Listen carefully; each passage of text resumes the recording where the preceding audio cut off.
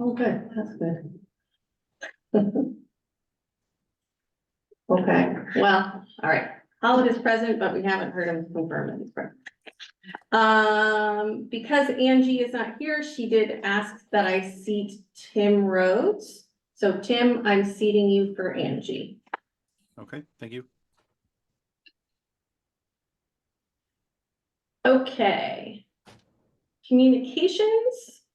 Try to go through this pretty quickly. So the problem that I was having with emailing and things going to spam seems to have resolved itself. The IT department of the town fixed something. So hopefully more people are receiving emails from the Board of Finance email account.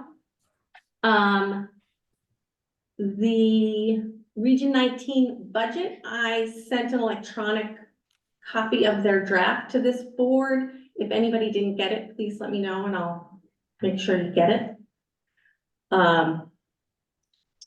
And just as an FYI, and I don't know if folks in the audience know this, that the Region 19 budget, the proposed budget requests a 3.99% increase over last year. And Ashford's share is proposed to increase 3.81%. And Ashford enrollment in Region 19 is projected to remain flat from last year at 178 students. What was the increase again? The percentage? Yeah. 3.99%. Oh, that's overall is Right. 3.99. Ashford's share is proposed to increase 3.81% Over what we, over the over previous year. last year. Yep. I also received an email from Lynn Byberg, our assessor, that she misspoke at the last meeting. She said our grand list was up by 1%. It was actually up 0.4%. I thought she had just rounded, but she actually just said the wrong number. She also shared a list of the grand list changes in the neighboring towns. I think pretty much a lot of Windham County.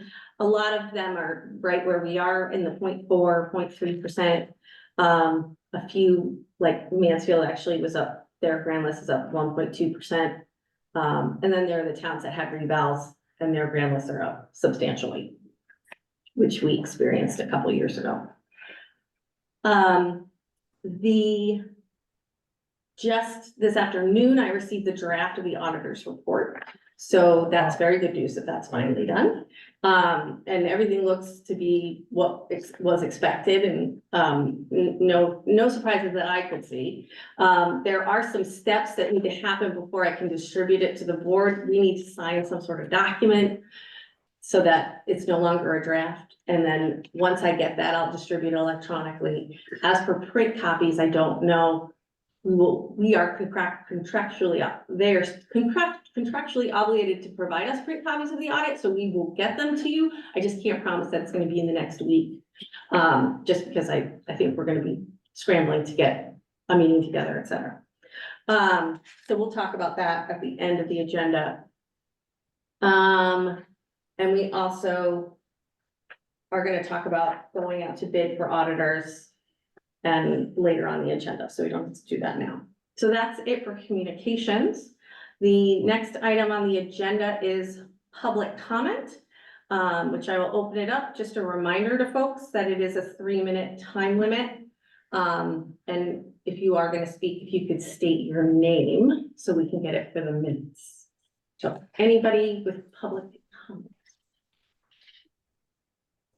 And people on Zoom, if you could raise your hand, maybe. Ooh. So I'm not seeing anybody asking for public comment. So if somebody, So Christina, can I ask her, well, it's public comment. sure, In the previous meeting at the beginning, I had read a letter or a statement asking for clarification and a request of another conflict of interest. Has that been pursued or If I could speak, status yet? oh yes, I was gonna say Catherine, that's Catherine's department, so yes, please go right ahead, Catherine, let's make sure you can hear me. Can you hear me? definitely. Oh, thank goodness. Couldn't find the button. They revamped things up here.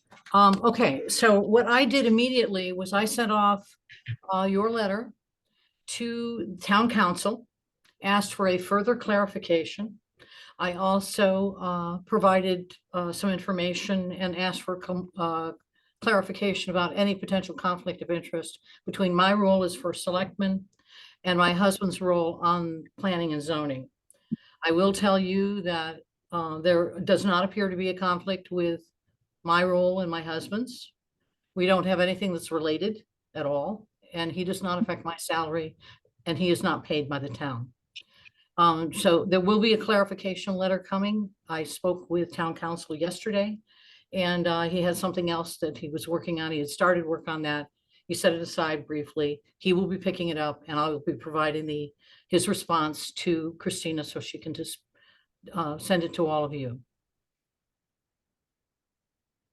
Okay, Okay, thank you. and if you don't mind, I have something else, but I think it's more for the board and not for public comment. So at the end, during good remarks for the good of the board, or do you want me to just say it now? It's up to you. Let's save it to the end since we do have a lot to get Yeah. through, but thank you for asking. All right, it looks like Rick has his hand raised. Rick, if you want to unmute yourself, Yeah, can you hear me? we sure can. All right, well, thank you. And first off, I wanted to start by thanking both boards tonight for the preparation and coming into this open-minded. And I know a lot of work goes into this and it's a lot of tough decisions. So before you make any decisions or hear anything, I just wanted to thank you for the work that you guys do. Now, that being said, I have had the opportunity to listen and learn and digest what the Board of Education has said, in terms of what their budget request is.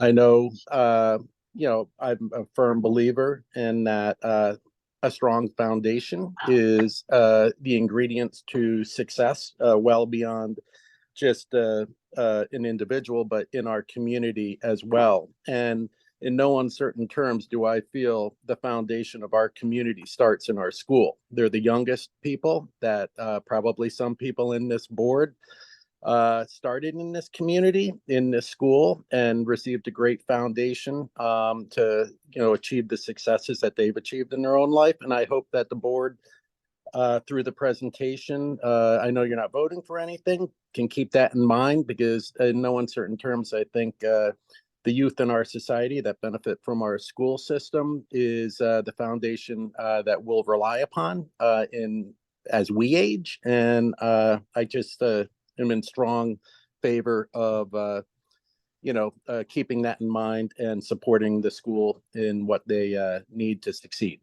Thank you. Thank you, Rick. Anybody else?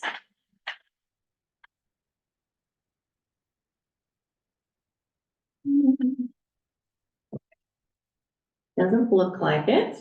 So moving on, we have the regular minutes from the February 8th meeting. Can I get a motion to approve those minutes? A motion to approve those minutes, Thank you. February 8th. There a second? I have a comment I'd like to make on the minutes. I think we need to have a Okay, I'll motion. second. Okay. There you And Who then seconded? Who seconded? Keith go. Lipker. Okay, I think you can make your comment. Okay, thank you. Yes, and perhaps Catherine's follow-up with town council regarding the letter having to do with Paul and his role with the fire department. Maybe that was the address, but we had some good discussion around that situation. And I would have liked to have seen something around that in the minutes. Doesn't have to be everything, but just seems to have been, I guess, not included, just in the interest of transparency. And one of the questions too was the straight, by the letter itself, specifically said that Paul could not present his budget to the board. That's what's written. Now, Catherine had an excellent suggestion to have that Paul present to the Board of Selectmen, who will then present to us, Mhm. which is, I thought, was a very good solution there. But I just felt that part of that, at least some comments regarding that discussion in the interest of transparency should have been included in the minutes, and they were not. I mean, there's several paragraphs in the minutes. Actually, there's a lot, almost half a page. Long. And then at the very top, did you see the link, Keith, at the top? That links, and then it had Keith, Paul's letter, had the lawyer's letter. So all the documents are accessible via these minutes. Plus, people can go and watch the YouTube recording for all the details if it's. Right, but then again, and I understand the documents are there and the link and everything, but just in the minutes itself, which is also a public document. I think. Excuse me. Could you tell me who is speaking? Yes, that's Keith. Okay. But See, his I'll- picture, his, oh, never Okay, mind. Yeah, he's not coming up on the screen, that's okay. okay, so we had some feedback from Keith. I do have a couple of edits that are pretty straightforward. On the second page, under item C, it says landing page on website for FY 24-25 budget. The phrase does not work, should be deleted. I'm not sure how that got in there. Under item D, discuss timeline for submitting questions. The paragraph that starts with Ms. Silversmith. The second line, BOE should be deleted and region 19 or R19 should be deleted. And then the last sentence should read, these initial budget proposals submitted for the Board of Finance consideration are not printed for the town clerk's office. What? That's a lot of sentences. It is a lot of sentences. I'll read it one more time. You know what? That last Valerie- sentence, Valerie, she can send it to you as yeah, well. would you like me to email it to you, Valerie? Go ahead, do anything you want. Go ahead, that's fine. Okay. And then the last paragraph on the second page, the sentence that says the first selectman could not locate any such opinion, and the town attorney said that he did not have a record of one, just the word of is missing. Those are all my edits. Were there any other edits?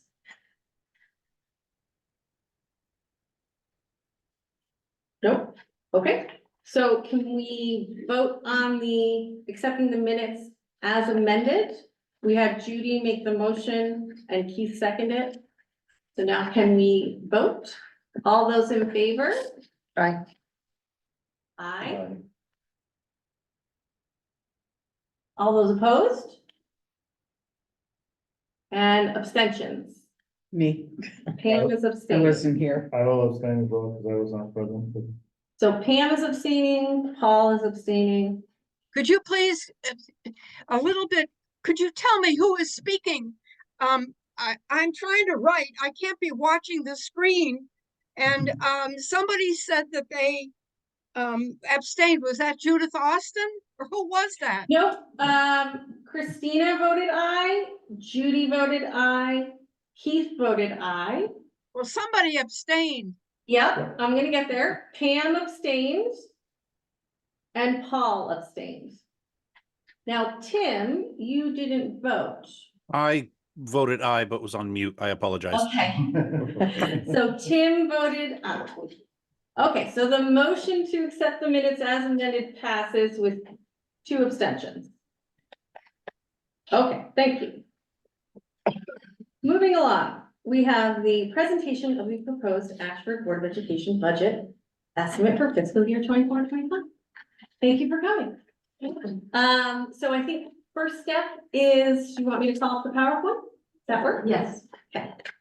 Let me find that. And for people on Zoom, I am on, wait a minute, I gotta click share screen first. And hopefully. Come on.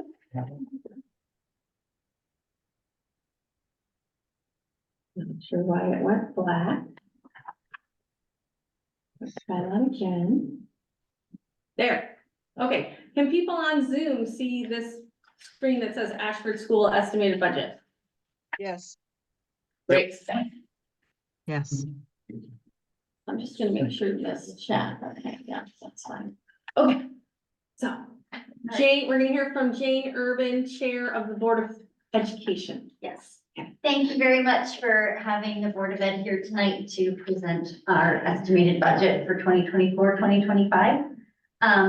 I'd like to start by thanking the Board of Finance as well for providing us with comments in advance of the meeting. We have prepared responses that were sent to the Board of Finance, and I would ask that those be included in the meeting minutes so that members of the public who are interested in the exchange between the two boards can track that information. Hopefully, any other questions you might have will be answered during tonight's presentation, but obviously we'll take questions at the end. If you could go to the next slide, please. Well, Man, we'll see. Oh, There we go. So where does it go? So every year, the Board of Finance in the town goes through this budget process and Ashford School receives funding. And we use that money to do all kinds of things, from small improvements to complete program overhauls. We have some pictures here just to highlight activities. We've continued our longstanding programs like Wings, band, chorus, arts programs, PE, robotics. We use money to make the school classrooms welcoming for all and safer. We've done a lot of asbestos removal over the years, and we've made updates to our playground to make it more accessible and entertaining for our community. If you could go to the next slide, please. So this is just a quick image of what is behind the numbers. So the money that we receive goes to this team. We work as a team. There's the central office, there's smart boards, there's bus drivers, there's cafeteria. All of these folks, custodians, the teachers, the paraprofessionals, make Ashford School operate on a day-to-day basis, and they're critical to our success. And together we can do so much more as a team. Next slide, please. So several results from this past, highlighting it as the past year, the work goes in over several years, but one of the things we did invest in was a new program for math curriculum. And we're seeing results in the scores of our students. As you can see, there was an improvement from 61 to 64.4, and we are above the state average. Again, comparing to pre-COVID, the scores have improved above those rates. We do have a new social emotional learning curriculum as well, and we are seeing those results. Decreases in office referrals for discipline and behavior. They have gone down from 138 to 119, which is approximately a 15% decrease. And then we've also continued to find ways to innovate while also saving money. Technology is critically important in primary education these days, and we have found more cost-effective ways to provide that technology to our students by moving, changing from Chromebooks to MacBooks, or from MacBooks to iPads, sorry, too much technology. Anyone who knows me knows I'm not a big fan of technology, but I know it's important. Next slide, please. the acronyms. Yes, so, it's funny, I work for the federal government and I always think we have a lot of acronyms, but schools have just as many. So this is a list of acronyms. You may see these throughout the presentation. We will make an effort to remind you what they mean as we go through, so you don't have to memorize this, but for reference, these are several of the acronyms that will be used tonight in the presentation. Next slide, please. So for our overall estimate for 2024-2025 represents a 3.01% increase in our overall budget. As you can see from the pie chart, the largest percentage of that is salaries. That's standard for our budget every year. Today, I attended a call with the chairs of Board of Education from around the state. And after the meeting, they provided lots of great information on what other towns were seeing their increases or request, what their request would be this year to their towns. I went through the data and pulled out the schools that had reported so far their requests from what's called our district reference group. And of the 14 schools that have reported, the average request that they are submitting to their towns is 4.38%. That is actually swayed a little bit by Boswell, which has a 0.9% increase. Excluding that one, there are only 2 other towns that are below 3%. So I think that's important to know that we are really doing our best to minimize costs where we can, to innovate where we can, and to consolidate services where we can to provide the best for our students. The cost of living increase this year is at 3.2%, and last year it was 8.7%. Last year, we had asked for a 4% increase and ended up at 2.89%. So we have been consistently below the cost of living increase on our average increase year to year. We also, in addition to salaries, some of the main cost drivers are things like insurance and especially unfunded mandates that we receive from the state. A big issue right now is the, I believe it's called the right to read, which is requiring schools to purchase all new reading programs to implement reading curriculum in schools. The state has said there's about 8 programs that are eligible that you can purchase. Typically you have a bigger selection of programs. You can pilot a couple, figure out what you want, pick the most cost-effective one. The state has really reduced that opportunity, but not provided funding for these new programs for schools. State indicated that they would offer waivers for towns. Some towns just purchased new reading programs 2 or 3 years ago. My understanding is that most of those waivers have been denied. So this is something that the state is pushing us to do and not providing us with support. So those are some of the things that drive our budget increases. In addition to that, there's the variability and unpredictability of our special education budget. We are legally mandated to provide the services that every student needs, and we do our best to estimate that based on our current student population, but changes in the population can have a large impact on the budget. So I'm now going to turn it over to our superintendent, Cindy Board, to cover the specifics of where the request, what are requested. This is just the projections report in comparison to the actual students and sitting in our classes. So we have, you have this projection, we get this report that is generated, and it's typically about 8 to 10 students less on their projections. And what we have to take a snapshot on October 1st. So, kids move constantly. We have students moving in and out of district on a regular basis. You could end the year down students, start the year with, you can have up to 10 students, and they can range from, the ages pre-K through 8, or there could be a significant need that moves into town, and we have to adhere to their planning. And then slide 8, you can go ahead. So this is just, both of those slides are also not only showing you the numbers, but also showing you the numbers of staff, not only the students. So in 2001, in response to, I know that's not up there right now, but I'm just giving you a little background. In 2001, in response to math scores, we moved staffing resources to the elementary Spanish to a 5-8 math interventionist to better address needs in the older grades. In 2003, we did add another position, a reading interventionist, due to reading concerns. And both of these positions were to assist with the learning loss due to COVID. COVID-19 had a severe negative impact on our students, both socially and emotionally, and also academically. One of the things I also wanted to address, when you were looking at the slide before, you could see that numbers of students. and teachers. You can see that there's movement. One year, we might have three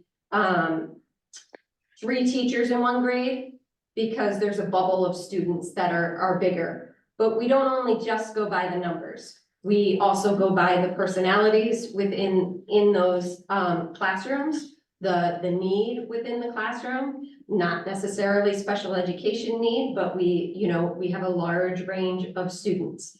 And sometimes just the mixture of students can be tough.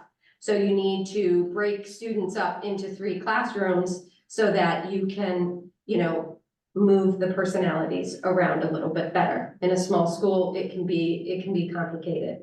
So my point in showing you these things is just to show you when we do get the money, we do use, our resources as professionals and try to move the money where the need is, meaning the staffing.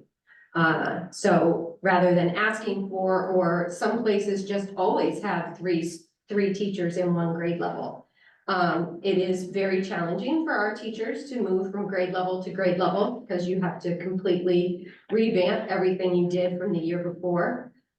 So it is, our teachers are extremely flexible, and 9 times out of 10, there's, I would even say, just about always, there's somebody who will raise their hand and say, I'll do it. I'll move to a different grade level. They're up for the challenge. They're looking for maybe a change.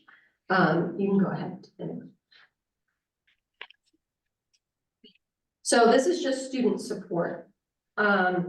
So that's either special education, which the school psychologist, special education teachers, pathologists, your school counselors. This is just how many supports we have within our walls. And also to just give you a little bit of background for this board, when a special education teacher left at the end of the school year in 2022, we did not fill that position due to students graduating to District 19. We went from 6 special ed teachers to 5. The other student supports are in place to address the social emotional needs of all of our students. The speech pathologist, speech language pathologist, and the physical therapist and occupational therapist are services through individual plans. They also are through our interventions. So as a school system, one of the acronyms is SRBI, which is scientific-based scientific research-based initiative, intervention. Thank you. So that's your math intervention, your reading intervention, and on top of that, sometimes occupational therapy, just so for information purposes, could be for writing. So students that have a hard time with their grasp. Kids aren't coloring as much as they used to before they get into school. They're not writing as much as they used to. Many children use technology nowadays. So we are seeing that as an increase. So even regular ed students sometimes need that extra boost to help them. So we provide those services so that we can get them early in the years so that they're not progressing and then needing to be identified for special education. Next.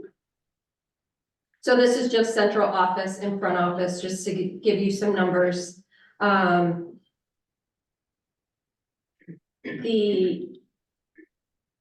So last year, superintendent, director of pupil services, that is one person. I hold 2 roles at the school. Last year, we went down a full person.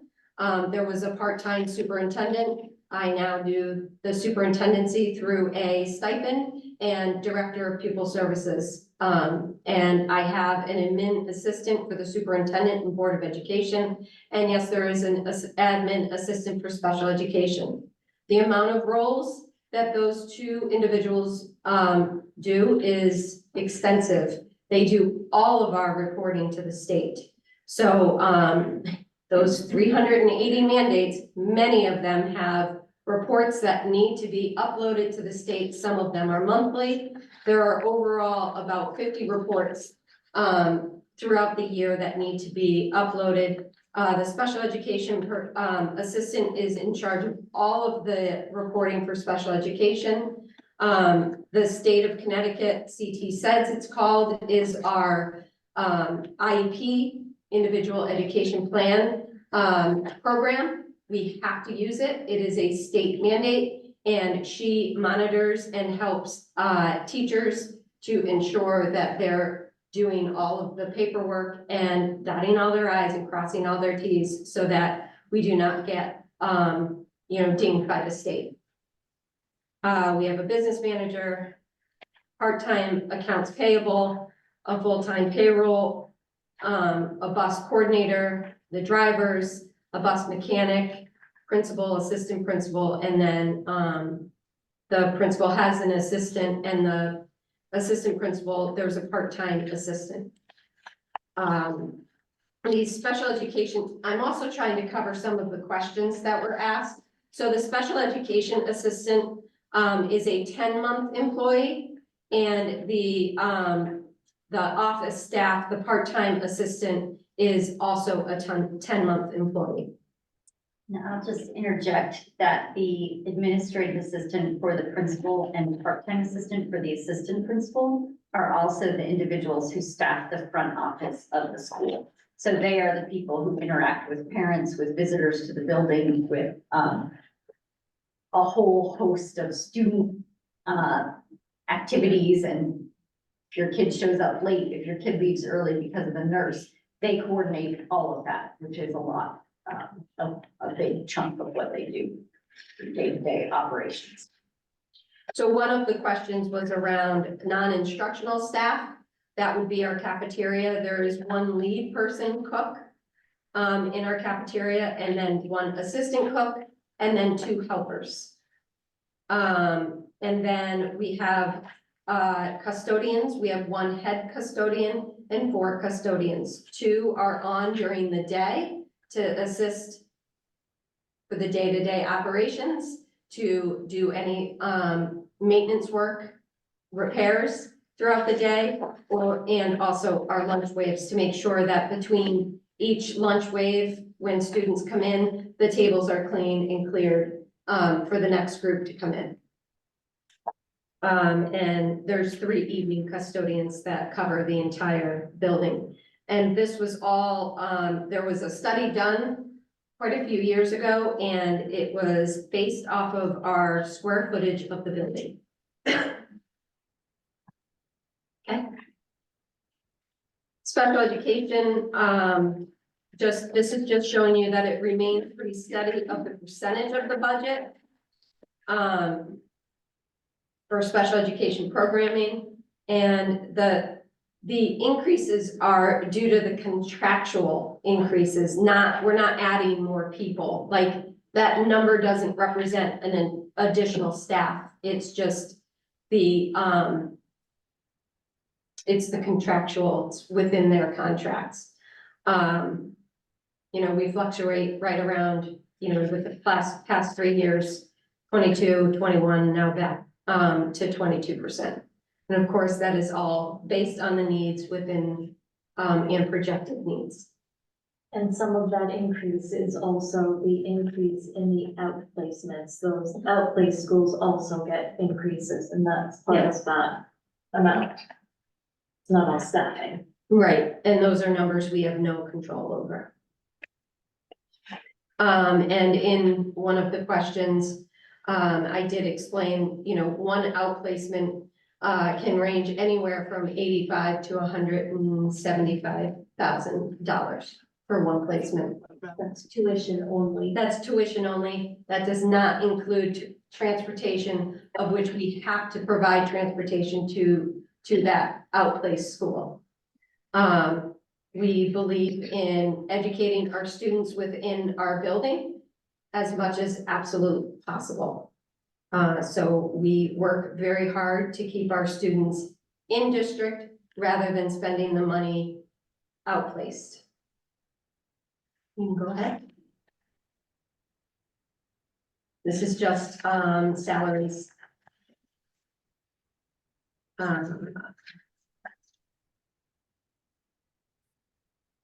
It's important to remember when you look at the increases, it's a 4% increase. That does not mean our staff received a 4% raise. Right. There's movement among teachers all the time after our budget is set the prior year. The spring is called hiring season among teachers. They move to other places. We have to replace them with other teachers. They aren't always, the replacement isn't always on the same salary step. In addition to that, if a teacher completes a master's degree, that puts them on a different salary scale than those that don't have an advanced degree. So there are, that 4% increase is not just a 4% raise for our teachers. It considers other factors as well, that you have to keep in mind when you're looking at that number. Sorry. Go ahead. Move on. Yep. And these are all pretty self-explanatory, just to show, it's just a good, visual on what you're looking at in your numbers.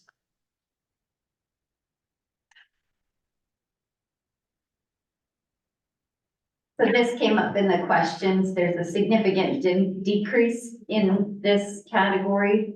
And as Cindy mentioned, outplacements are quite expensive, and there is an outplaced special education student that is moving up and into a high school level. So that no longer shows in our budget. So we've adjusted the budget based on what we know right now. If a new student were to move into the district, this would change, but this is based on our current student population and what we know in terms of our special education needs at this time. Correct. And our outsourced, psychology services, that's one of the 14%. That, or 7%, I'm sorry. I was looking at the wrong one. That one, you know, if we hire a school psychologist, which is in the budget, then that number would go down, but we currently don't have somebody on staff. It's in a huge shortage area.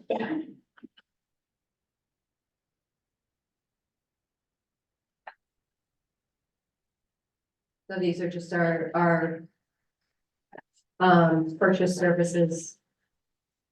No increase in the IT, and decrease due to no staff negotiations. So there's no contract negotiations next year. That happens every 3 years. Teachers were last year. And MEUI, which is the non-certified staff, they are this year, current year. So it was in our budget for this year. Yeah, can someone check that door? Thank you. So this is pretty, you know, the heating oil, the diesel, these are all things that Adina works extremely hard at, making sure that we get the best deal. She locks in when she likes to play the game. So she locks in those prices when, you know, when we think it's the lowest. She watches hurricanes, she watches all kinds of things. And that's what, I think this is in your responsibility, it's with the town as well. It is, it's in collaboration with the town. Basically, how I start the process is reaching out to the first selectman, talking about where they'd like to see the pricing, where I'd like to see the pricing, and we watch it to see how closely it can come to where we need it to be. We always have a target. I'm on the pricing every day, the futures market, the weather patterns, all of that, and once I feel that the price is as good as we're gonna get it, I reach out to the first selectman, and the two of us agree to hit the button. Right. And do the contracts right then and there, and they're done in advance for the next fiscal year, so the contracts run July 1st through June 30th. And we locked in at like October this year, right? December. December? Oh, Yeah. December, okay. For next year. Per pupil expenditure, this is just 22-23 performance profile. This is, you know, data that's out there. Anyone can look at it, but I just pulled Mansfield, Willington, Ashford, Columbia, and District 19, because those are our, you know, we all go to high school together. So we increased, one of the questions was about why do we go up every year? So from last year to this year, we increased like $369 from the previous year. And since 2021, there has been an increase in 2018-19, which is when COVID hit in 19. You need program improvements. Learning loss from COVID has been a big part of that increase.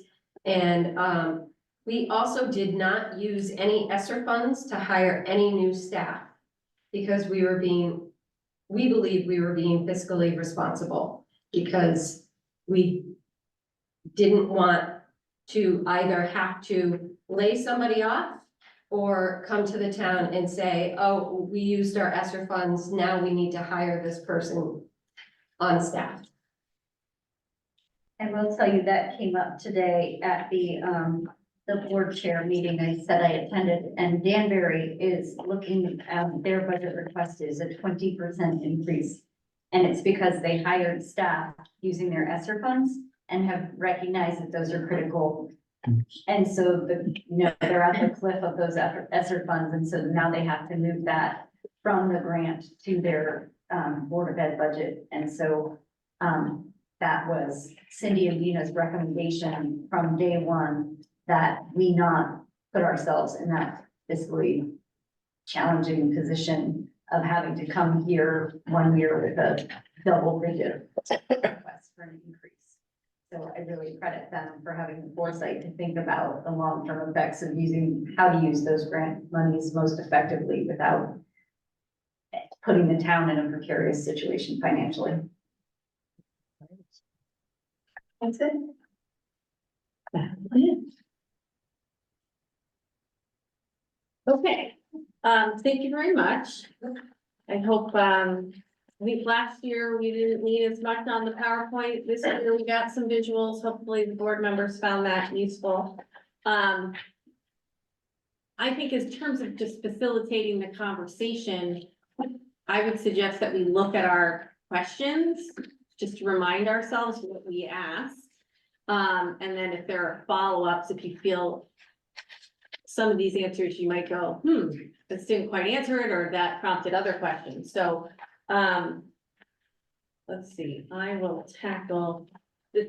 One of my questions was about the ARPA and the ESSER money, which you addressed a little bit. And the one thing you did note is that let's see, the ARPA and ESSER funds support our after-school program, behavior support, and data management. Yes.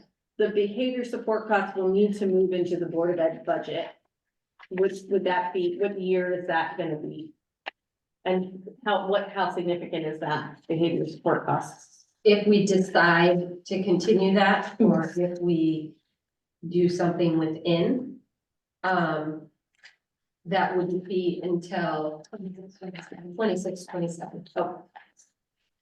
And then I think an update about the after-school program would be helpful. So right now, is that 100%, just to remind me, is that 100% funded? Through ESSER funds, and we have set aside the money to cover next year also. Okay, that's great. So then, so are parents paying anything for that? They are not They're currently. not at this time. There are grants out there that I will be going for, so that might have to go to, we might be able to get a grant to offset the cost for families.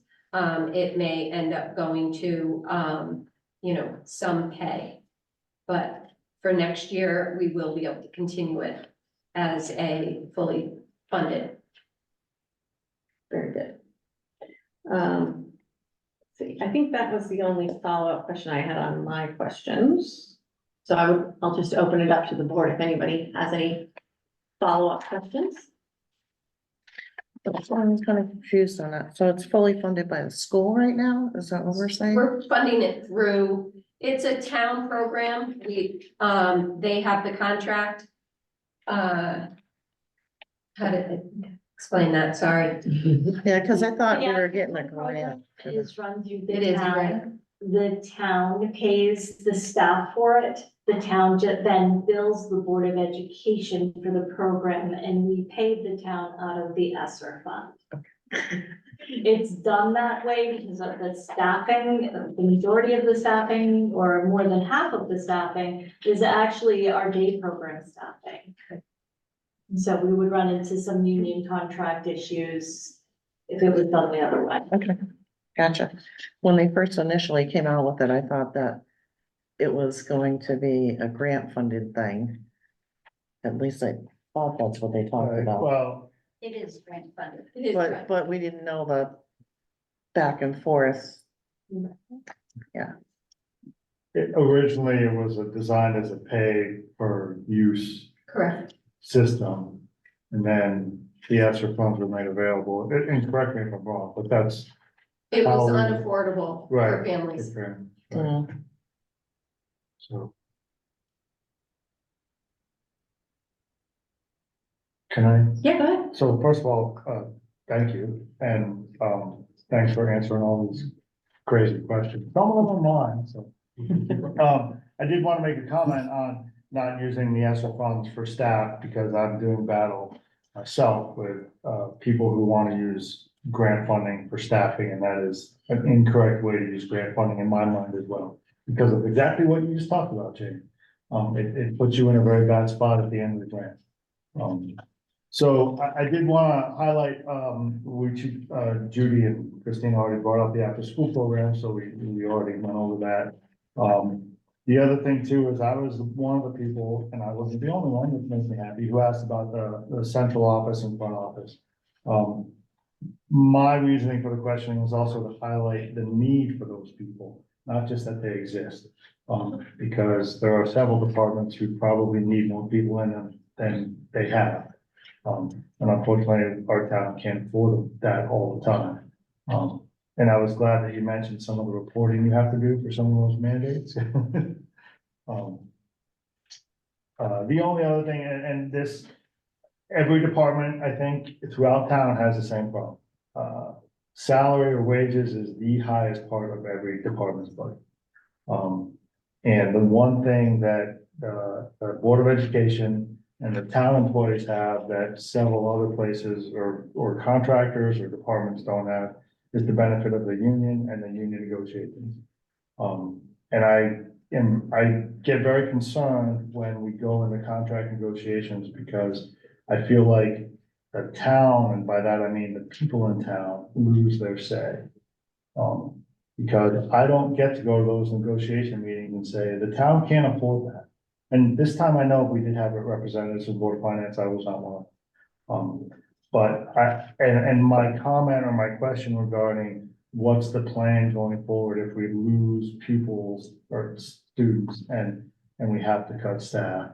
I realize it's not an easy decision, but I just think that for me, if I were sitting at that table, one thing I would tell those union representatives is, we may not be able to afford what you're asking, and if you win this negotiation and you get what you want, so to speak, there's another side of that. Somebody may lose their job.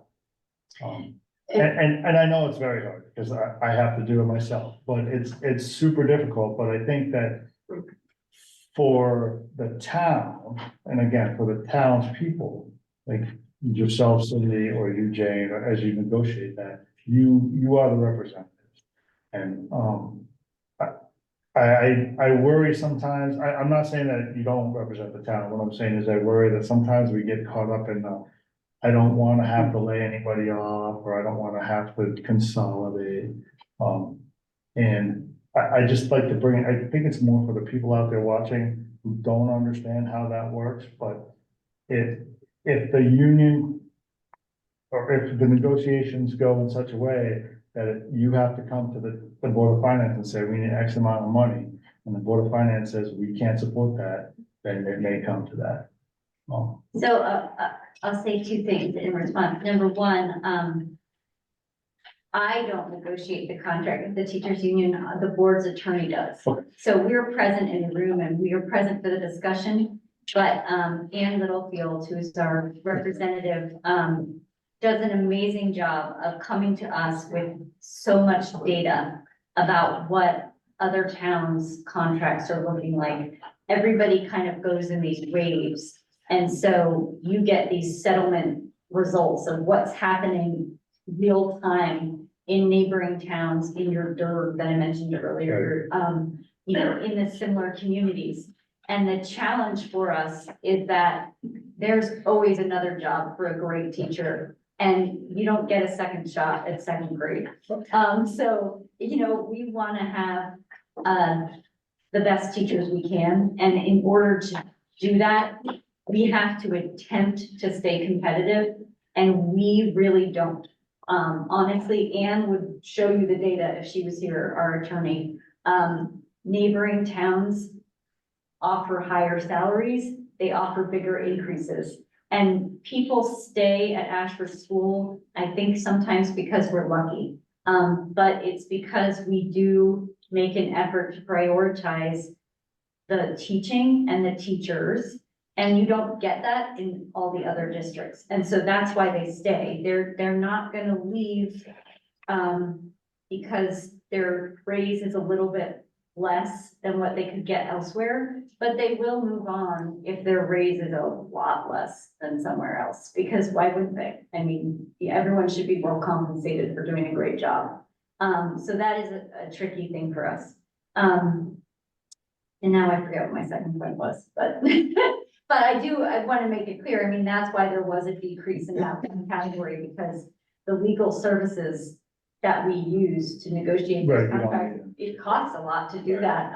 It'd be a lot less expensive for me to do it, but, I don't have those data. I don't have those skills. I mean, Anne is right there saying, you just never give these people this, that, wow, they're being really reasonable. And that was, you know, really valuable information that she has. She works with large numbers of school districts. She has direct experience with all of it, and she has access to data that I would have access to about what we need to do to keep the contract. Right, and I think I would argue, and I don't know if maybe I would argue that I don't believe that you take it out of the contract. I believe that that's where difficult decisions will have to be made, but you don't look at a negotiating, like, I can't look at our MEUI and say, well, we're not gonna fight as hard with you, you know, we're gonna fight harder to decrease. You can't, I mean, they're just as important. They make up the team in Ashford, and I really stress that it is, the teachers are important, but every single person that steps foot in that building, and I can guarantee 98% of the people in that building will tell you they stay because they love the environment. And yes, we have to be competitive to bring people in, but, so that's, Well, I hear you, and I know It's that unfortunate. it's a constant. Right now, that's the nature of almost every industry, is It we're is. fighting, people are literally fighting over dollars to keep people, and it's a very difficult situation. And teaching is a huge shortage area. What we have going on in our colleges and what the numbers that are going into teaching are very, very low. So it's, you know, when I started in one position, you would have 50. Even if in the beginning, even as an administrator in 2015, you would have 50 applicants for one position. They dwindle in now. It's, you know, 2, 3. It's really hard. It's a very competitive environment. And that's all I have, so thank you. Yeah. If I could make a comment, This is Catherine Silversmith. Go ahead, Catherine. If I recall correctly, and I didn't hear it mentioned, maybe I missed it, but a member of the Board of Finance is typically welcome to sit in on the negotiations for those contracts. Yes, we had two members they of the Board did. of Finance participate in the last negotiation with the AEA, which is the Ashford Education Association, which is our teachers' contract. So yes, the last contract negotiations did have two members of the Board of Finance who alternated attending meetings. Do you have a question, Judy? Not a question. So I tend to agree with what Paul said, but I also, commend you, Cindy, for the work you guys did in the board, the work you guys did this year. This has been a more reasonable, presentation as far as funding that I've seen in many years. You know, I've seen crazy amounts go up, and when I see this, I mean, I understand it's hard this year, but, you guys really put an effort, I think, this year into it. And I thank you. Yeah, I wanna, I mean, Cindy deserves a lot of credit, but I do wanna acknowledge Dina. Oh, yeah. This is, I think, the third person who's been in the business manager role since I've been on the Board of Finance, and good God, if she ever leaves us, no one will be able to fill her shoes. She has done an amazing job, helping us find ways to save and cut costs. I mean, she really, has been innovative in going out there and finding ways for us to save money and keep costs contained. And she deserves a lot of credit. Cindy does as well, but Well, there's no Tina way, deserves a lot of I credit. don't want to ignore her. I know Yeah. she's there. I'm sorry. Although I'm not a taxpayer in Ashford, I am a taxpayer, and I understand how Mhm. that feels, you know, when you get the tax bill. So I try to treat it as if it's coming out of my own pocket as well. Strong team. So I do have one other question though, as far as the insurance, if I recollect correctly, last year, it was 20%. Do you remember that being said last year, and then it never hit the 20%? Yes, it was 20, it came back at 15. And this year, we are being told that the insurance increase is 29.5%. It is ridiculously high. Why, did they say why? As a group, we have a lot of very large claims. And so we have paid in, and I don't have the exact number, but we have paid in 1.5 million in premiums for this past year. However, they paid out over 2.4 million in claims. So they lost $900,000, United did, on our group. They And that have to, includes both the school staff and the town we are staff. one group. This is not breaking this up. We're one group. So they have to recoup that money somehow. Now, when they came back with the 29.5, we asked our broker to put out an RFP to get us some competitive bids. Now, we did that last year too, and we didn't get anybody to quote us. This year, we're hopeful. There is a new area Anthem rep, and he is really excited to quote us. Of course, he hasn't seen our experience rating yet, but he really wants to try to work with us. So we're hoping to at least get some competition.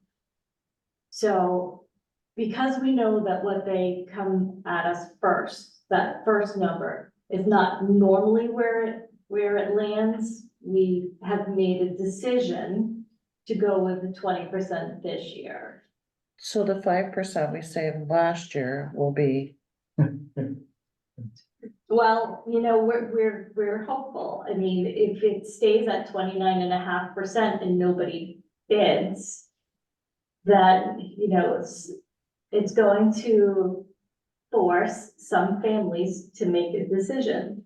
whether or not they can afford to stay on the plan, and they're gonna have to go to maybe their spouses that don't have as rich a plan, or, you know, that maybe they'll go out on the exchange, and we really hope that that's not it, because this is an important benefit for everybody.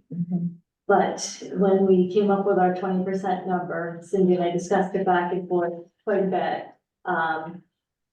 The other thing we did not put into the budget is a placeholder for insurance. We normally every year put in a placeholder.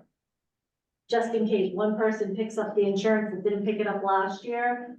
This year, we just, in order to keep our increase as low as we can at 3.01, we did not put in any increases.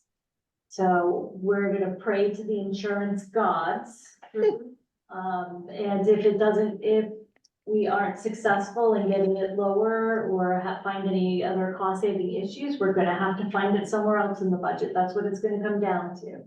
But we didn't think it was fair to put a 30% increase in our budget for the taxpayers.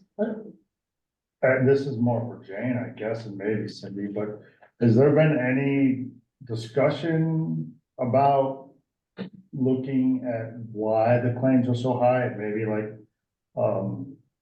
a health plan, so to speak, where, you know, there are a lot of insurance companies now, or companies in general, that have programs for their employees to stay healthy. You know, like an incentive plan to stay healthy, versus having these large claims. And some of the claims are unavoidable, I understand that, but, you know, there's a lot of places that are offering different types of, and the other side of that is, and I'm gonna get run over, I know, but maybe it's time to look at what our benefit package really is. So that does get negotiated as part of the teacher's contract. There's information about the insurance that goes in and how much they pay and what our share is and all kinds of stuff like that. I know Dean has got more specifics about the first part of your question, but I do want to say during that process, was it our attorney who brought in that insurance person? Remember, there was like that insurance, I think Ann Littlefield brought in this consultant who actually came in and like did all this stuff and looked at these plans and did like a whole evaluation. So it is something we look at very carefully, when we're making decisions about plans and how it affects people and what our costs are. And it's our broker. Yeah. And United Health does offer wellness programs. They have the smoking cessation program. They have a weight loss program. You sign up for it, they send you exercise bands, videos, a food scale, it's one-on-one coaching. They gave us Apple Fitness for free, Peloton for free. So United Health does have a lot of these things, and we do advertise these things to the employees, but ultimately it's up to the employees to decide whether or not they're going to participate. Question, with these large claims, is there any commonality as to what's driving those? It's all individual, and I don't know what the claims are, because that information isn't disseminated I to understand, us. but most insurance companies will tell you, well, gee, you have a higher rate. Something is going on that, you know, you got 5 people that have similar types of situations. Well, So, go ahead. yeah, I was just gonna say, if you think about the school staff in the town, it's not a large group. Mhm. So 2 people having something big happen has a huge impact on so it doesn't really take a large number of people to have a pretty catastrophic impact on our experience rate, because we are even grouped together, the town and the school are not a huge number of people. Because my point that I was trying to say is if there is something where people, you have a higher number of people, sustain whatever ailment or injury, a lot of the insurance, will make recommendations to help you fix that problem or do something that would reduce the frequency for a certain type of, injury or illness. But that may not be the situation here. I have a question too, as far as employees. part-time and full-time employees, do they get this insurance? They do, and the contract says that if they're under a certain amount of hours, they pay more. Right, so it's prorated, part-time employees pay more than full-time employees. Employees with even fewer hours pay even more, so it offsets the cost to the school of having those people compete. On the plan. Thank you.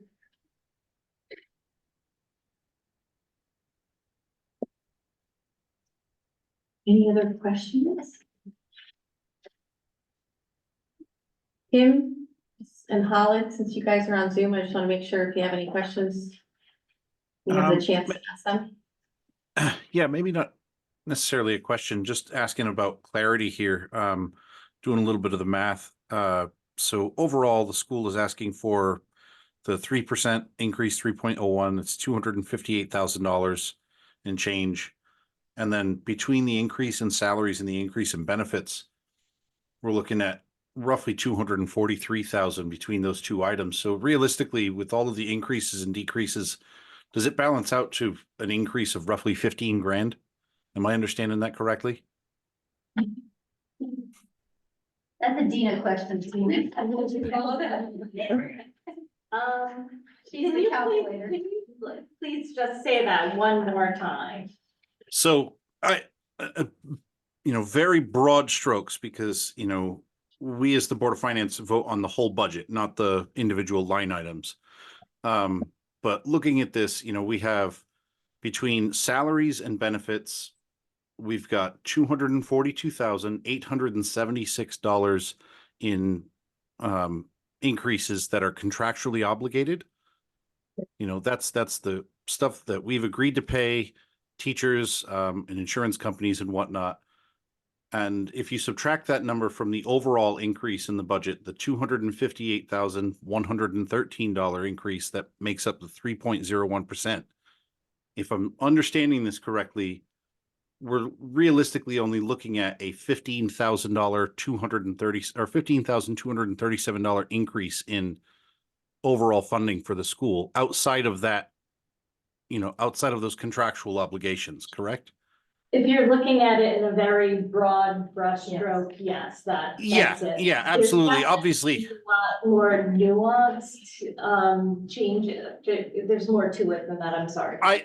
I understand that there's a lot more nuanced on it, but like I said, with being a member of the Board of Finance, I don't get to vote on individual line items. I have to vote on the entire budget as a whole. And so when I'm looking at this entire budget as a whole, we can't do anything about the contractual obligations. Those are obligations. We have to do that. But realistically, what the school is asking for is $15,000. Outside of that contractual obligation, we're looking for 15 grand. This budget does not include any new staff or any new programs. No, absolutely. I'm simply stating, like, broad strokes. If you take the things that are non-negotiable out of the discussion, it's a $15,000. We're sitting here and we're talking about a $15,000 difference. Correct. Yeah. Okay. Thank you. That was all I needed to know. And I think that's an important point to remind everybody that we don't have any say at the end of the day how the Board of Ed chooses to spend the money. We are a bottom line authority here, and really at the end of the day, it's the taxpayers at the referendum who decide on the school budget. But yeah, and I think it's important to note too, I think sometimes it gets lost in all the details, is no new staff, we're not adding any bodies to the school, and there's no big new initiative here that we're looking to fund. This is to maintain the school at the level that it is today.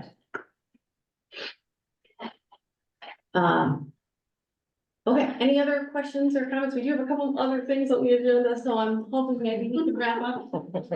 This part, it's also freezing in here. I'm like shivering, so it's not because I'm afraid of anything. I'm just really cold. Okay, so one last call for questions from the board members. for our Board of Education guests? Or can we move on?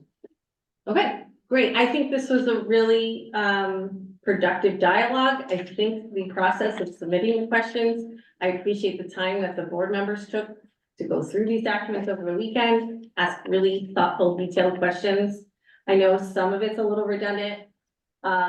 You're probably like, I answered this question 3 years ago and 3 years before that, but we, you know, I think we're doing our job to think of the taxpayers and ask the stupid questions.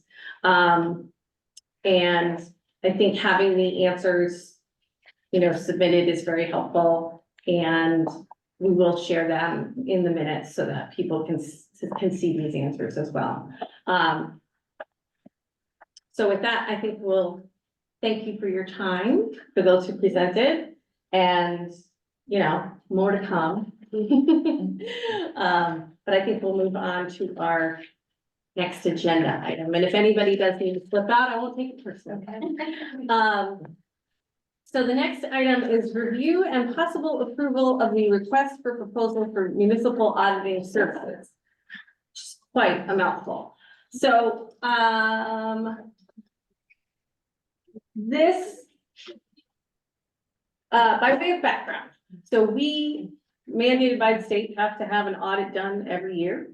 And that excludes spending at the town hall and school, all the various parts of the town of Ashford.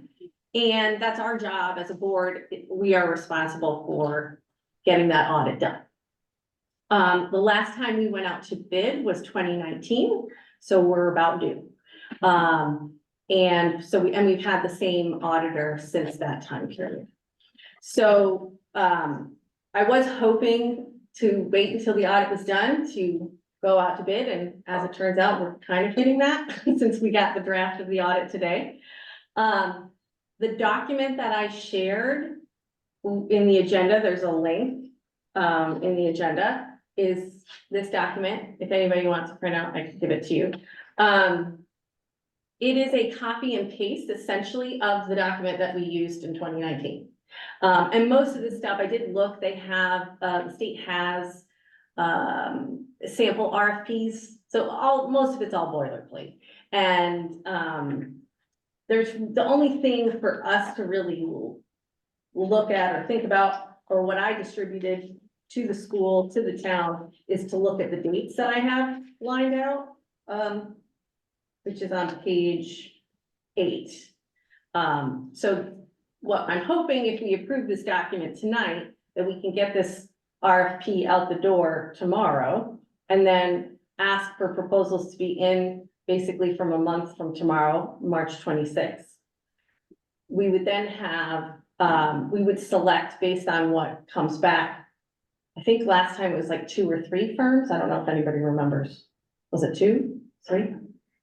I think it was 3, but for some reason I remember somebody like up north in their Yes. basement. There was a person from Maine, and he does a lot of towns in Connecticut, actually. So, so we'll have a presentation from whoever we decide we want to bring in for further questions, and then we'll make a decision as a board to select that firm, which hopefully by April 25th is the goal. And there are some, like, we have to have an auditor filed with the state by a certain time, so that's why I would love to be doing this in the summer, but instead of doing it on top of the budget, but we have to have this in place before the end of the fiscal year in order to meet our deadlines. So that's the story behind the document. Again, mostly it's boilerplate. I ran the dates by the interested parties. Everybody said they seemed fine. The only other thing, there's been some back and forth about figuring out, okay, well, once we have an RFP, what do you do with it so that people see it? And I was able to contact a person by the name of Bill Plummer with the Office of Policy and Management. Very nice gentleman, got right back to me. And he said, well, here's a list of all the accounting firms of all the towns. And so I just took that list and got emails for each of them. And so I'll be able to email those firms directly and say, here's our RFP if you want to bid. So that way you know, the fear with an RFP, right, is that no, people don't see it and then you don't get a response. So hopefully that'll bring people out. And that person from Maine, like I said, he was on that list several times. Was it me? Yeah. Okay. I just remember up north somewhere. King and Associates is on it a lot. Yeah. Mahoney and Sable, which is a former Mhm. Town of Ashford auditor, is on it a lot. And then there's probably 6 or 7 more. So we'll see what we get back.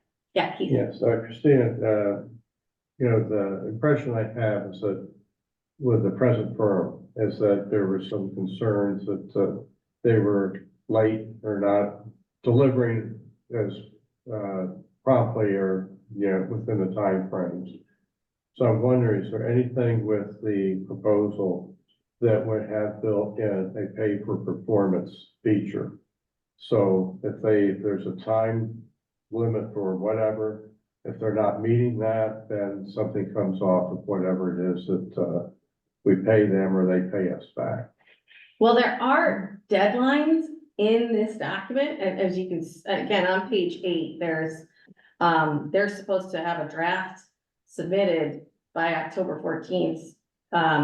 That was in our contract with King and Associates, these Okay. deadlines. Well, And we basically just didn't follow the deadlines ourselves. Like, we could have in mid-October of last year called them and said, where's the draft? You were supposed to have it to us. well, and I We did it. understand we'd have to do our part too, but by the pay for performance is, let's say we do everything we're supposed to do on time. If they're late, then they have to reimburse us some of their fee or discount their fee because they're not meeting their obligations as per the contract. That's the pay for performance. Right, I'm just not sure how we would word that. I don't know if you can. Yeah, and I That's don't know if it would maybe, turn off people from bidding. Well, no, I'm saying that I don't know, but there may be some, because don't forget, this is a state mandated audit. Legalities. There might be legalities involved with that. I don't know who we would check with, but I think it's a great idea. I'm just saying that knowing the state and how that works. I mean, how about this? In order to keep this on our timeline, we're gonna have these people in front of us. They're gonna give a presentation. I think we should broach that subject of some sort of incentive or penalty for missing. Because deadlines. with my background, what we do is that we contract with certain entities and we agree to perform certain services and whatever. And if we don't do that, we don't follow some of the agreed upon guidelines. Some of them, we actually, when it comes time to renew, we have to reduce our price or what we're willing, they don't have to, we suffer because we have to give back some of what that money was if we paid them. And we can't keep it all because we failed to meet our obligation. Right, So they get something back for it. And that's all I'm saying is that if they don't deliver on time and we've done everything we're supposed to do, then guess what? They don't get to keep everything that we've paid them. Mhm. That's the incentive there for Right. them. And I think let's bring that up when the people do the presentations and see what kind of response we get. If I could Any other, speak, if I could speak to this, go ahead, yeah. this is Catherine again. What you do need to do, I mentioned it before, is if you really want to keep track and see who is not providing what needs to be provided when they're supposed to, you have to have a kickoff meeting that has a detailed plan that says for each of the items that are required, who is accountable for creating it, who are they supposed to hand it off to, and what the dates are for doing that. And the only way that you could conceivably say the auditor is not doing their job is if you have that detailed plan and the things that they're not doing on time are not because we didn't deliver pieces on time. So that's where it gets sticky. I just want to, again, encourage that whatever auditor we use going, in the future, that we have that detailed plan. I think I provided a copy to Christina as to how it was Yes. laid out before. It has for all sections, basically all sections of the audit, who is supposed to provide what and when, Right. and to whom, Yeah, and to whom. Catherine, you're absolutely right, because if we did have something like a pay performance provision and we fail to Oh, yes. deliver on our end, then we can't hold their feet to the fire. And the thing is, if we don't have something that lays that out very clearly to everybody, and everybody knows when they're supposed to provide what they're supposed to provide, then we have nothing to work with. Because the auditor could come back and say, well, we didn't have everything we needed from you. Yeah, When- absolutely. Yeah, no, I don't disagree with that.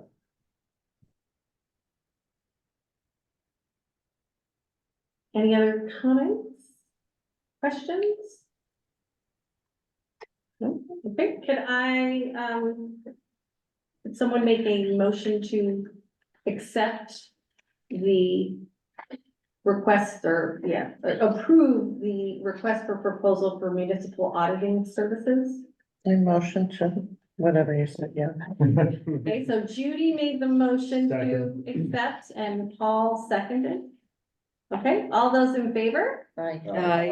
Aye. Aye. Any Aye. opposed? I heard you, Tim, we got you. Any opposed? Any abstentions? Yeah, great, okay, so I will get this moving tomorrow, and you'll get updates. We'll see what comes in by March 26th. And we'll have presentations at some point, probably in early April. And Keith, if you can do any research into the language around a paper performance provision, because you can't just write that, you gotta make sure you're getting it from a good source. If you want to do any research on that, it would be much I obliged. But being that, like with any contract, then I think we should have our counsel weigh in on it. Well, yeah, that's the But thing. I'll do I can find something. That would be great, thank you. Christina, thank you for driving this forward, the RFP process, and getting another auditor on board. You're welcome. Okay, next item is, update on the audit for fiscal year 22-23. Like I think I mentioned, we did get the draft in today via email late afternoon. There is a document that needs to be printed on town hall stationery and signed by the treasurer and the first selectman. So Sherry and Catherine, I'm assuming you guys can work together on that tomorrow. And then Actually, what I received the document and I was looking at it, and it's actually the formatting is off. So, interestingly enough, well, there's room for the town hall logo. I know that's the idea with that, but, so it'll be up to you two to do that document piece. And then am I correct in understanding, this is all new to me, am I correct in understanding that once that document goes back to the auditor, then they can, and the other piece is the management letter response, which I think Sherry is probably your department. You need to write that, right? Already got something drafted. It's already saved on the computer. so Fantastic. Sherry and I are going to be working together tomorrow. Great. And so once those two pieces go back to the auditing firm, then they send us the official version, is that correct? Or what? No, what happens next? Then normally they present to you as a board and then you accept the audit. Then we get the final version? Yes, I will ask if at all possible, if you could do it before your Thursday meeting, only because that will trigger another extension because they won't have enough time to get it to the state if we approve it Thursday night, because that's the 29th, the last day of the month. Okay. So that is the next question. So we need to have a meeting for the auditors to present. Yes. We could also do that. So it would be ideal to do it next week, and as Sherry's saying, it would be ideal to do it before Thursday. We we could do it 100% Zoom to try to alleviate people's schedules and getting here physically. Could we do a Wednesday night at 7 o'clock? How many people could make that next week? We could probably make it. I can, Let me double check that I can make it before I'm promising. actually, I have the room for tomorrow. Oh, I'm sorry. No, I don't. The, Well, if we do it all on Zoom, it doesn't matter if you have a room. We would just be online. I mean, does that seem, because Sean and the accounting firm, they're gonna be on Zoom and so we might as, and that So way. so what people have usually it. happens is they present the budget and then the Board of Finance has questions. So with what's been produced so far, the pieces that you've seen, will your Board of Finance members go through and identify if they have any questions and get them back to the auditor so that when they do present to you, they're presenting what you want to be the final version. Good idea. That is essentially what they usually do. I've always seen them do is they present it to the Board of Finance. They send it out ahead of time, present it to the Board of Finance. You ask questions. And if there are any additional questions, they go through your chair and you get them to the auditor and the auditor goes back, makes revisions where necessary, comes back and presents what should be the final version. So if you can go through the pieces they have already provided today and see if you have any questions about those and get them to them, you'll at least be able to be relatively confident that you're gonna have the final version to approve. Well, correct me if I'm wrong, but I feel like the last 2 years, they did the presentation and we just accepted it. There wasn't a whole lot of back and forth and questions, unless there was stuff that happened behind the scenes that I wasn't Well, aware of. I'm kind It of was late confused last year. on the statement she just made. Yeah, we really haven't had that. I mean, we had questions, but they answered it and we accepted it Right. on the spot. Right. And let's say hypothetically, they do the presentation and we go, wait, that's totally wrong. Then we just say you have to file an extension Right. through March. So let's go into Wednesday, assuming we're gonna approve it. With questions. And then if by some chance there's something that's totally wacky, we can ask them to file an extension. And Sherry, I if think- I understand correctly, you file the extension. Do I have to sign it? No. Good. Used to be I had to sign it, so. I mean, no. I looked at the draft today and, it looks identical to all of our other ones, just with new numbers. So I can't see that there would be anything. I went through it quickly. There wasn't anything that was really out of whack. Actually, numbers looked really, really good. I mean, you got a fund balance of 16% right now, according to the document. So, it went well overall as far as your numbers are concerned. So Yeah, I didn't see anything that was really out of whack that looked unusual.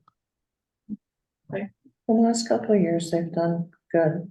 I haven't seen anything that's. yeah, I think the product is great. I think just the timeline this year was frustrating, but we got there.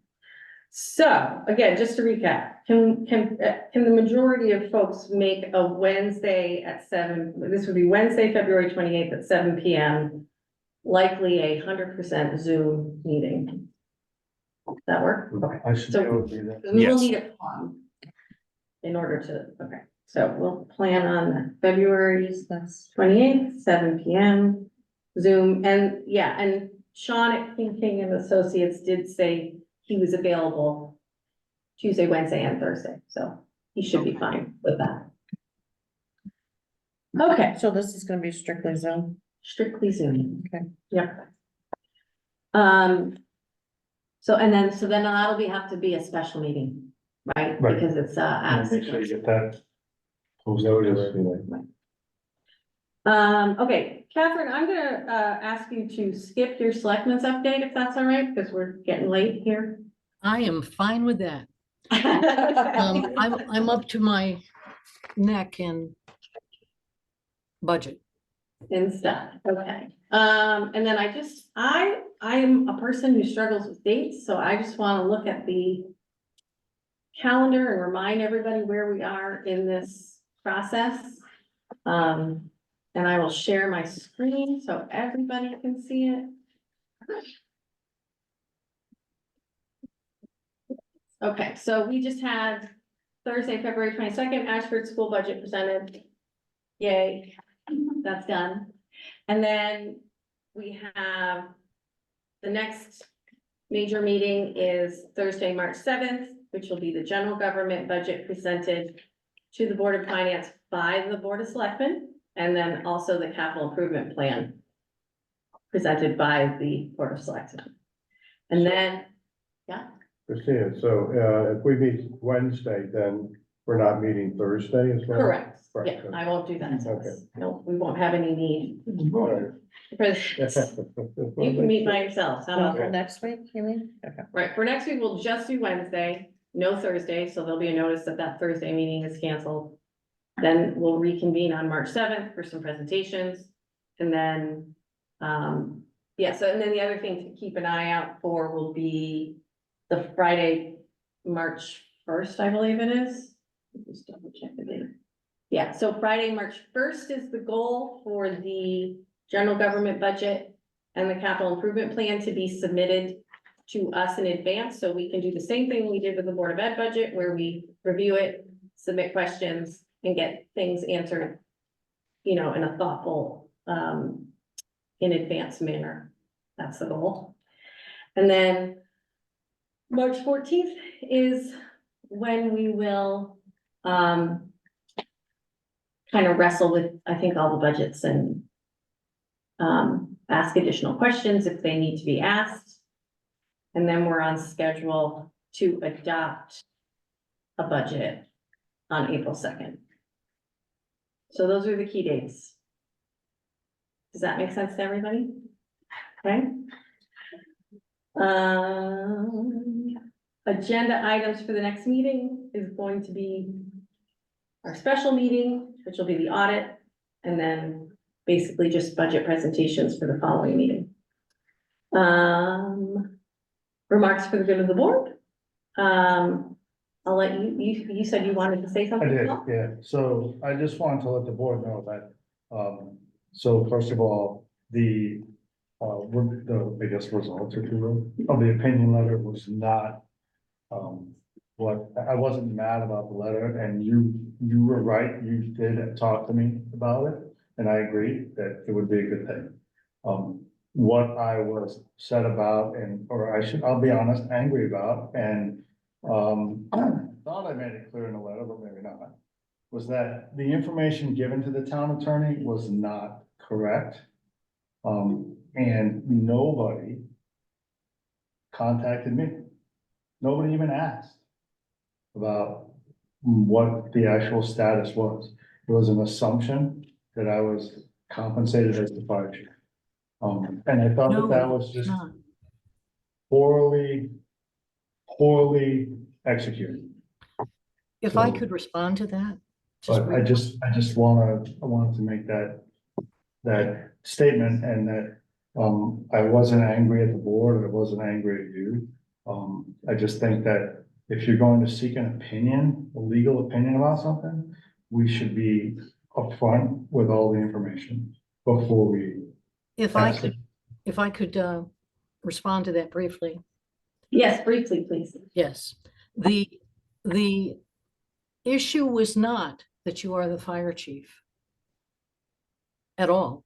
The issue was that you are receiving payment that the town helped finance, and you're sitting on the Board of Finance. That was the only issue, and it was for your administrative work, and I understand that, and that's a needed thing. But that was the information that was provided, and I don't know if Christina provided. I'm you- not, this isn't the And place to. don't cut me off, okay? I don't know if Christina provided you what was written up to send to the attorney, but it was correct because I used the information you provided to me. So I would just, yeah, let's not get into a back and forth. No, I we're would not just say, gonna do that. I did not provide Paul with what you sent to the attorney. Catherine, if you want to do that, I would say, feel free to share that with Paul. I appreciate your comments, Paul. I think we're headed in the right direction. I think you're gonna get clarification from the town attorney. I think that we're just gonna get to where we need to be, and I appreciate you, and I appreciate the work that Catherine did, and onward and upward, I think, is the name of the game. In terms of my remarks, I'll just say thank you, everybody, for your time. I know it's a bit of a late night. And I just appreciate people taking their time out and the hard work that everybody does, and the volunteers who put a lot of time into reviewing all these budgets. So thank you to everybody, and thanks to those on Zoom, and thanks to everybody hanging in with the Zoom. That was a little bit of a problem at the beginning of the meeting, but we figured it out. Thank you to Mike D'Amato for coming through. Okay, so with that, I will say, does anybody want to make a motion to adjourn? So moved. Keith made the motion. Who wants to second? I'll second it. Judy seconds. I'm just waiting for Angie. I know. Your job. Yeah, she Thanks, joined Christina. us to adjourn. Okay, all those in favor? Aye. Aye, Aye. thank you. Okay, have a great night, everybody. Thank you, everyone. We really